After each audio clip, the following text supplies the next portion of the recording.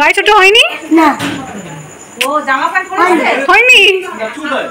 ও দুটো জামা কি এনেছি আমি সব কটা ঢুকে গেল ঠিক আছে তো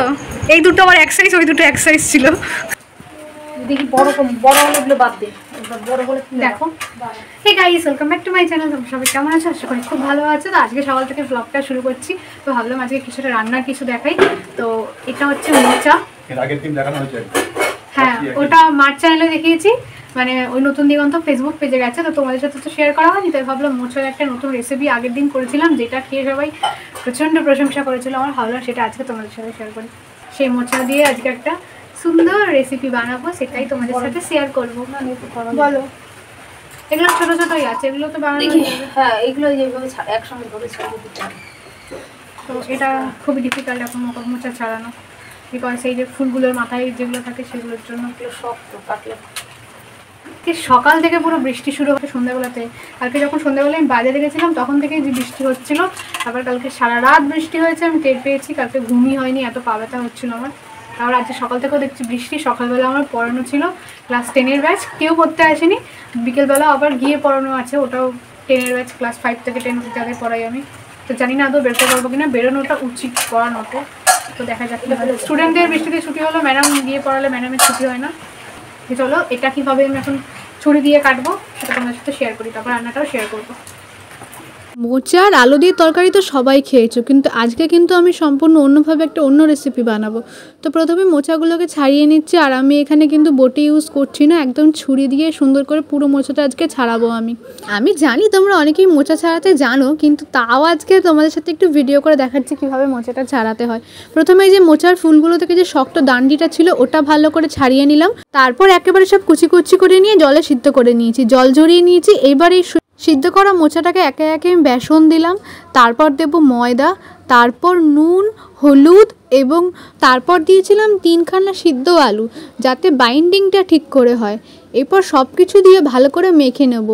একটু হাতের সাহায্যে জোর দিয়েই মাখবো কারণ এগুলো একটু ভালো করে নরম করতে হবে মোচাটা কিন্তু একটু শক্তই থাকে আর যদি ভালো করে মেখে নিই তাহলে বড়াটা কিন্তু খুব সফট হবে জানো তো এই রান্নাটা কিভাবে করা প্রথম দিন যেদিনকে ভেবেছিলাম যে এইটা করব সেদিনকে বেসন আমাদের আনাই ছিল এবার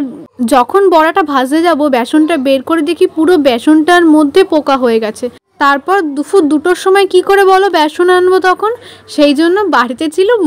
ময়দা দিয়ে পুরো এই পকোড়াটা মেখে ফেলেছিলাম মেখে ফেলার পর যখন ভাজলাম আর তারপরে যখন আলটিমেটলি তরকারি বানালাম যা খেতে সুন্দর লাগছিল তোমাদের কি বলবো যেদিনকে এটা প্রথম বানিয়েছিলাম সেদিন ছিল শনিবার আর দুপুরবেলা মেনুটা একটু কম হয়ে যাচ্ছিলো তাই ভাবলাম শুধু বড়া করলে দুপুরবেলা খাওয়াটা না ঠিক জমবে না সেই জন্য ঝোল বানাই একদম যেভাবে ডালের বড়ার ঝোল বানাই ঠিক তেমনিভাবে ঝোল বানালাম প্রথমে আলুগুলো একটু ভেজে নিলাম জিরে ফোড়ন দিয়েছিলাম তারপর সমস্ত মশলা জিরে ধনে আদা দিয়ে মশলাটাকে কষিয়ে নিলাম আর আরেক দিকের কড়াইতে আমি বড়াগুলো ভেজে নিচ্ছিলাম বড়াটাও কিন্তু খুব সুন্দর করে লাল লাল করে ভেজেছিলাম এদিকে মশলাটা কষানো হয়ে গেলে সুন্দর করে জল দিয়ে দিলাম যাতে আলুটা সিদ্ধ হয়ে যায় তারপরে আলু সিদ্ধ হয়ে যাওয়ার পর বড়াগুলো দিয়ে দিলাম বড়াগুলো দেওয়ার পর শেষে আমি আরেকটা জিনিস দিয়েছিলাম কদিন ধরে এটা আমি খুব ইউজ করছি কি বলতো কারি পাতা আমাদের বাড়িতে একটা কারি পাতা গাছ হয়েছে সেটা আমি একটুখানি লাস্টে ভেজে দিয়ে দিয়েছিলাম পাতাগুলো আর একটা সুন্দর গন্ধ বেরিয়েছিল দেখো কি সুন্দর দেখতে লাগছে শেষ মুহূর্তে আমার এই রান্নাটা অসাম খেতে হয়েছিল দুপুরে খাওয়া দাওয়া কমপ্লিট করে এখন এই বিকেলবেলা আমি যাচ্ছি মামা বাড়ি তো আমাদের এখানে যে বাজার কলকাতা আছে সেই জামা কিনেছি আমার ভাইয়ের সংখ্যা প্রচুর আগেও বলেছি তো সেই তাদের জন্য আমি 4খানা জামা কিনলাম আজকে এক ভাই জন্মদিন আছে আরেক ভাই জন্মদিন সামনেই আছে মানে আরেক ভাই জন্মদিনে আমি খেয়ে গেছি কিছু দেওয়া হয়নি ওকে তো সবারটা একসাথে আমি আজকে কিনলাম একসাথে সবাইকে দেবো তো বাজার কলকাতা থেকে বেরিয়ে একটুখানি রাস্তা হাঁটছি টুকটুকি এখনও পাইনি রাস্তাটা একটু ফাঁকাই রয়েছে তো টুকটুকি বেলে টুকটুকিতে উঠে একবার এই মা বাড়ি চলে যাব আর মা ভাই তো সবাই চলেই গেছে তো চলো ব্লগটা দেখতে থাকো ওদের জামাটা দিই ওরা জামাটা পেলে খুব খুশি হবে ওই হাসিটুকুই অনেক কিছু আর কিছু না ওরা যে খুশি হবে এটাই অনেক বড় কথা আমি তো বললাম একজনের কোনটা নিবি কোনটা নিবি ওটা নিবি দেখো না ওটার গায়ে হয় কিনা দেখো না ওটা চাইছে ওটা বর্ণ দাদা আর জন দাদা আর এইটা দেখ না হলে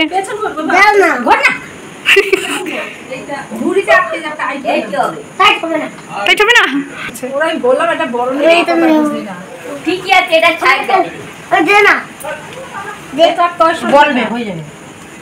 আবার জয় টাইট হয়ে গেল না হয়নি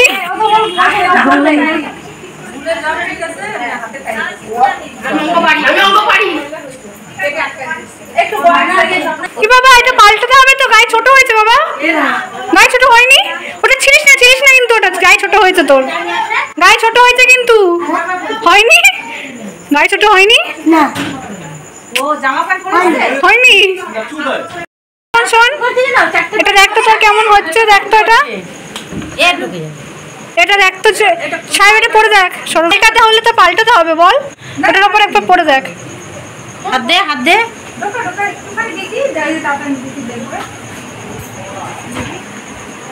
সাহেবের বডি শুরু তো ওটা ঝুল ছোট হলে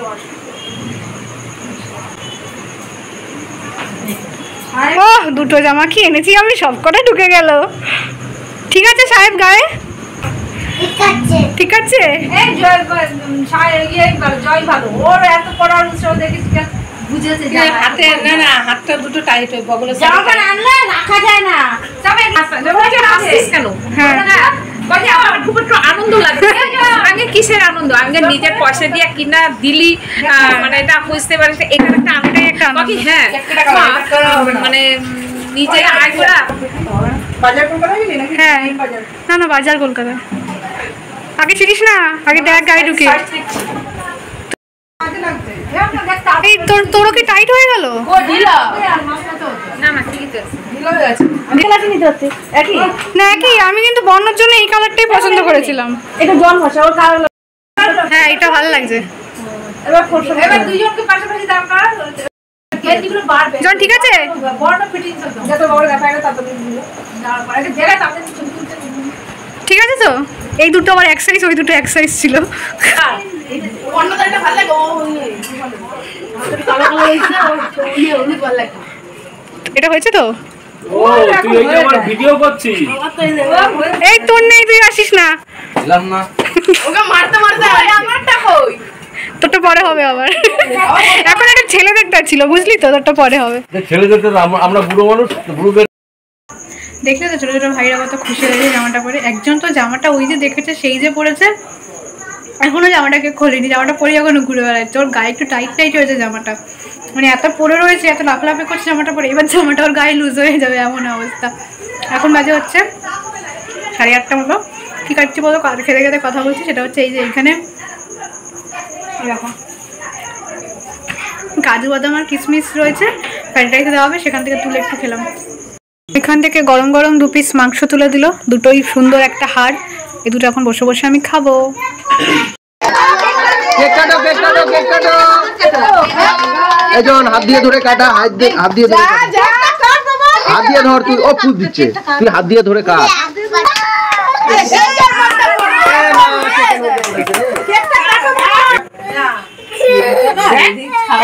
আজকে রাতে কী কী খেয়েছিলাম সেটা তোমাদের দেখাই আর এই রান্নাগুলো কিন্তু সব আমার মাসিরা মিলেই করেছে স্বপ্না আন্টি বিশেষত সবটা রান্না করেছে কিন্তু নিজে কিন্তু ও মাংস খায় না তবুও আমাদের জন্য এত সুন্দর মাংস রান্না করেছে তোমাদের আর কি বলবো অসাম খেতে হয়েছিল আজকে ফ্রাইড রাইস আর মাংস তো এখন বাজে হচ্ছে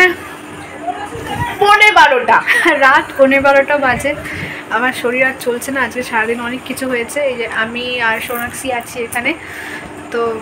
এখন আমরা ঘুমাবো খাওয়া দাওয়া করলাম আজকে আর বাড়ি ফিরছি না মামা বাড়িতেই আজকে থাকছি আমিও থাকছি ধর একটু ফোনটা শোনাচ্ছি হাতটা পুরো ব্যথা হয়ে গেছে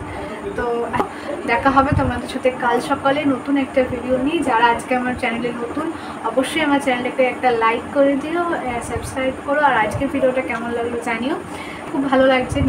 নিজের টাকায় আমি আমার 4 ভাইকে নিজে 2 মাসির ছেলে 2 মামার ছেলে এদের আমি জামা দিয়েছি বললামই যে জন্মদিন আগে গেছে পরে গেছে প্লাস সামনে পুজো আলাদা করে হয়তো আর দিতে পারবো না আমি নিজের টাকাতে অত বড়ও এখনও হয়নি আশীর্বাদ করো যাতে সবাইকে পুজোতে সমস্ত কিছুতে আলাদা আলাদা করে গিফট করতে পারি তো সবাইকে ওই জন্য একবারে একটা কিছু গিফট করলাম সামনে এখন ভাইফোঁটা রয়েছে একটা বড় খরচা রয়েছে পরের মাসেই আমি তো সেই খরচার হিসাব এখন থেকেই শুরু করে দিচ্ছি কারণ ভাইফোঁটার সময় আমি পুজো তো অক্টোবরে পড়েছে ভাইফোঁটাও মানে অক্টোবরে পড়েছে নভেম্বরে পড়েছে তো আলাদা করে হয়তো আমি মাইনা পাবো না মাসের তো সেইটা নিয়ে খুব চাপে আছি ভাইফোঁটা ভিডিওটা বড় করছি না আজকের ভিডিও অনেক বড় হয়েছে তো সবাইকে টাটা বাই বাই